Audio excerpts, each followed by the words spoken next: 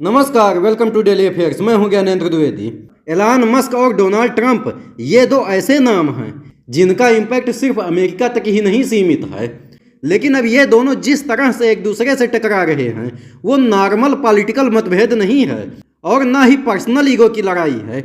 ये टकराव अब एक ऐसे लेवल पर आ चुका है जहां से इसका असर टेक्नोलॉजी सेक्टर, ग्लोबल इन्वेस्टमेंट और अमेरिकी पॉलिटिक्स तीनों पर क्लियरली दिख रहा है।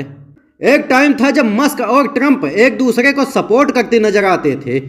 ट्रंप एडमिनिस्ट्रेशन ने मस्क को अपनी एडवाइजरी काउंसिल में रखा था, लेकिन असली ब्रेक तब आया जब एलन मस्क ने ट्रंप की हालिया बिग ब्यूटीफुल बिल, जो टैक्स और सरकारी खर्चों का एक बड़ा विधेयक था, उसकी खुलेआम आलोचना की। मस्क ने यह भी चेतावनी दी कि यह राष्ट्रीय कर्ज बढ़ा सकता है और मंदी का कारण बन सकता है। साथ ही उन्होंने ट्रंप के जेफरी एपस्टीन से संबंध का भी जिक्र किया।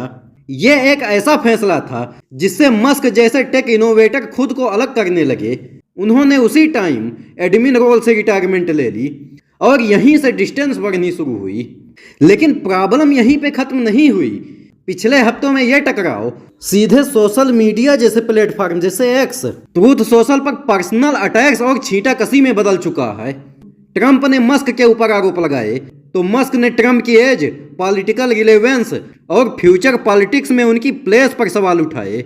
और अब इनवर्ड्स का इम्पैक्ट सिर्फ सोशल मीडिया तक सीमित नहीं रहा। रिपोर्ट्स के मुताबिक टेस्ला के शेयर्स में भारी गिरावट आई है इस कंट्रोवर्सी की वजह से। टेस्ला की मार्केट वैल्यू से $152 बिलियन तक कम हो चुका है।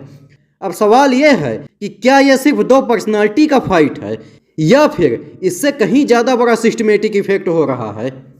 लेकिन सबसे बड़ा सवाल यह है कि इस पूरे कॉन्फ्लिक्ट का इम्पैक्ट कौन कौन उठा रहा है। क्या स्पेस एक्स के फेडरल कॉन्ट्रैक्ट्स पर पॉलिटिकल प्रेशर बढ़ेगा?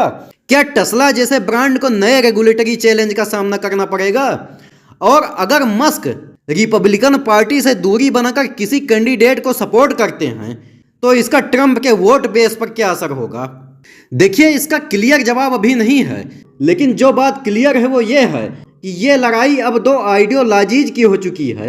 एक तरफ फ्यूचरिस्टिक टेक्नोलॉजी बेस्ड सोच जो सिस्टम में चेंज की बात करती है, तो दूसरी तरफ पुरानी पॉलिटिक्स की रणनीति जिसमें पर्सनल लॉयल्टी और रिवेंज की पॉलिटिक्स डोमिनेट करती है।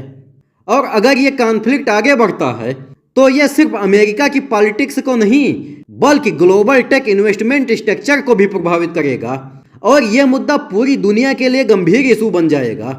और लास्ट में मैं आपसे एक क्वेश्चन पूछूंगा कि यूके ने 2025 में कौन सी नई न्यूक्लियर नीति अपनाई?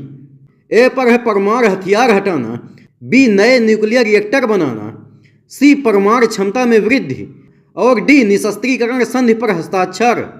अगर आपको आंसर पता है तो कमेंट बॉक्स में जरूर दीजिए और अगर वीडियो पसंद आया हो तो लाइक और सब्सक्राइब जरूर करिए। मिलते हैं अगले वीडियो में। जय हिंद।